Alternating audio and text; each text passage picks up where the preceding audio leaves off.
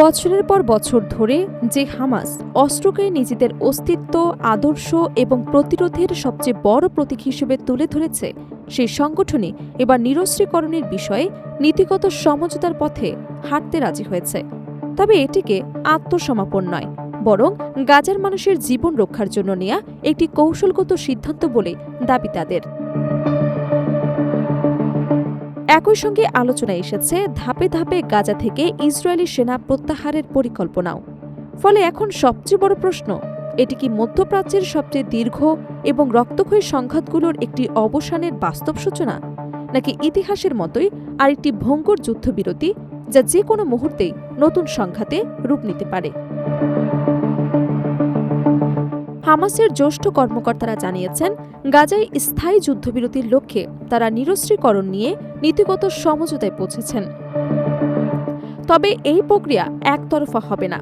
এর সঙ্গে সমান্তরালভাবে গাজা থেকে ধাপে ধাপে ইসরায়েলি বাহিনী প্রত্যাহারের বিষয়েও আলোচনা এগিয়েছে। হামাসের দাবি, গাজার মানুষকে হত্যা, বাস্তুচ্যুতি এবং মানবিক বিপর্যয় থেকে রক্ষা করাই এই সিদ্ধান্তের মূল উদ্দেশ্য।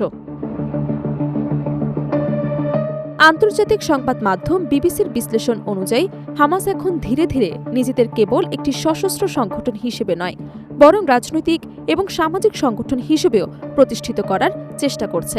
ভবিষ্যতে ধর্মীয় শিক্ষা, জনকল্যাণমূলক কার্যক্রম এবং সামাজিক সেবামূলক কর্মকাণ্ডে বেশি গুরুত্ব দেওয়ার পরিকল্পনা রয়েছে তার। তবে বিশ্লেষকদের মতে টানা সামরিক চাপের মুখে হামাসের সামনে বিকল্প সীমিত হয়ে পড়েছে। প্রস্তাবিত পরিকল্পনা অনুযায়ী হামাসের সব অস্ত্র একসঙ্গে জমা দেওয়া হবে না। প্রথমে গাজার প্রশাসনিক তত্ত্বাবধানে একটি জাতীয় কমিটি গঠন করা হবে। এই কমিটি অস্ত্রের তালিকা প্রস্তুত করবে, সংরক্ষণ করবে এবং পুরো নিরস্ত্রীকরণ প্রক্রিয়া পর্যবেক্ষণ করবে। গাজায় অস্ত্র নিয়ন্ত্রণের দায়িত্ব থাকবে এই কমিটির অধীনে, যদিও এখনও আনুষ্ঠানিকভাবে কমিটির কার্যক্রম শুরু হয়নি। সমঝোতার আরেকটি গুরুত্বপূর্ণ অংশ হল ইসরায়েলি সেনাদের ধাপে ধাপে গাজা থেকে প্রত্যাহার। হামাস স্পষ্ট জানিয়েছে, ইসরায়েল যদি সেনা প্রত্যাহার এবং অন্যান্য প্রতিশ্রুতি বাস্তবায়ন না করে, তাহলে তারাও নিরস্ত্রীকরণের কোনো ধাপ কার্যকর করবে না।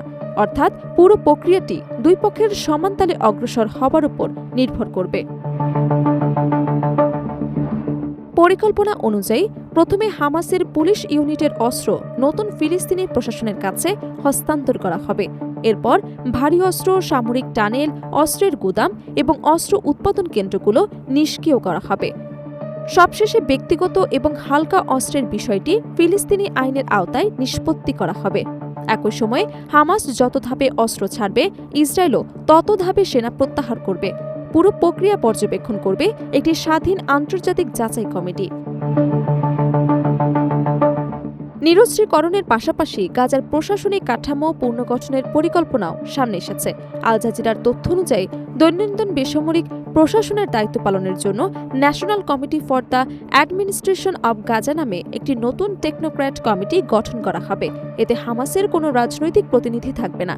লক্ষ্য হল নিরপেক্ষ প্রশাসনের মাধ্যমে গাজার বেসামরিক কার্যক্রম পরিচালনা করা। নিরাপত্তা নিশ্চিত করতে আরও দুটি নতুন কাঠামো গঠনের পরিকল্পনা রয়েছে। একটি হবে আন্তর্জাতিক নিরাপত্তা বাহিনী এবং অন্যটি নতুন ফিলিস্তিনি পুলিশ বাহিনী। তবে এসব পরিকল্পনা এখনও চূড়ান্ত হয়নি এবং বাস্তবায়নের জন্য সংশ্লিষ্ট সব পক্ষের সম্মতি প্রয়োজন। হামাস ইতোমধ্যে জানিয়ে দিয়েছে, ইসরায়েল যদি সমঝোতার শর্ত বাস্তবায়নে ব্যর্থ হয়, তাহলে তারাও চুক্তির কোনো অংশ এগিয়ে নেবে না। ফলে গাজা যুদ্ধ বন্ধের পথে এটি একটি গুরুত্বপূর্ণ অগ্রগতি হলেও পুরো উদ্যোগের সফলতা নির্ভর করবে দুই পক্ষই কতটা আন্তরিকভাবে নিজেদের প্রতিশ্রুতি বাস্তবায়ন করবে তার উপর। যুদ্ধ বিধ্বস্ত গাজার ভবিষ্যৎ এখন আর শুধু একটি চুক্তির উপর নয়, বরং সেই চুক্তির বাস্তব প্রয়োগের উপরই নির্ভর করছে।